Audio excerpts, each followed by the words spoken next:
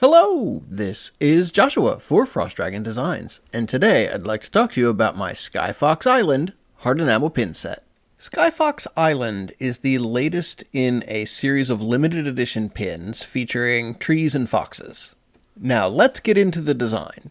The overwhelming majority of pins that I design are either cats or role-playing game things, or recently I've been doing some science cats, which I've really been enjoying. But the overall theme of most of the pins that I design is just kind of a cute, clean aesthetic. Most of my pins are around 1.5 inches in their largest dimension. A few of them get up to like 2 or 2.5 inches. But occasionally I feel the urge to create larger art pins, such as the Skyfox Island. The main pin for this pin set ended up being 4.3 inches tall. This is the largest pin that I have ever designed and had produced. And when you hold this pin in your hand, it fills your hand, unless you've got a really big hand, in which case it's going to be less than that. But it fills my hand. I'm not sure that I would really consider this a wearable pin, but maybe on like a denim jacket. I did make sure that the bigger pin has 4 posts on the back of it, so it's got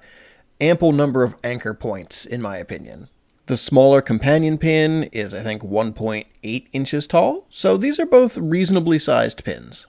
Anyway, the reason that I do these art pins is not to create a fox pin or a tree pin per se. I just happen to really enjoy that aesthetic. The point of these pins is to create something beautiful. I love going on hikes. I love looking at nature. I love trees. I love foliage.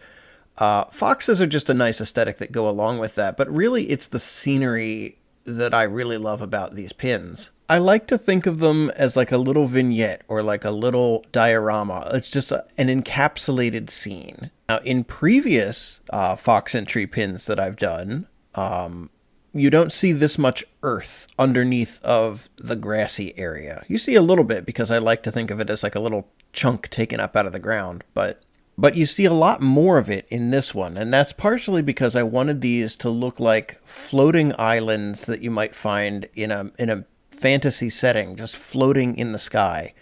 I think a lot of this was because my son was playing Zelda Tears of the Kingdom at the time, and there's a lot of floating islands there, and I think that just kind of seeped into my brain, and I was like, oh, this is a good idea, let's have some floating islands. And then I realized if we have a fox on a floating island, he's either trapped there and can't get, food and other resources, or he needs to have a way of leaving the island.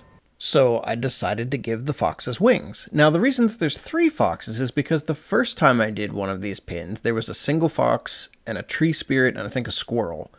And then the next, I did a set of 4 pins that was 2 foxes. And the tree that they were around, I showed it in all 4 seasons. And so that was, something interesting, but it had 2 foxes.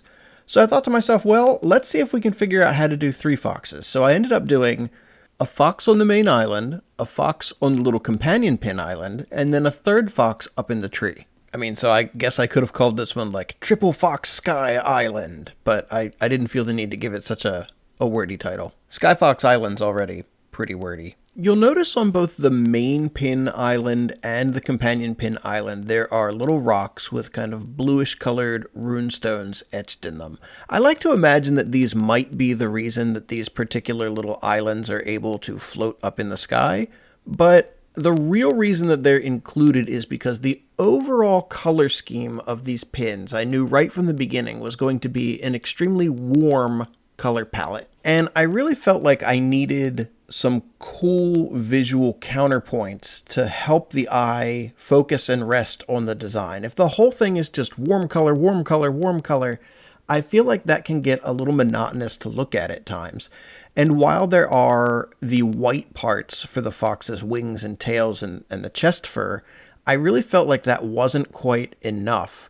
And so in my original sketches, which I can't find, but I have notes that I wanted to have rocks and that they needed to be a cool gray color. I just really feel like they help balance out the design overall.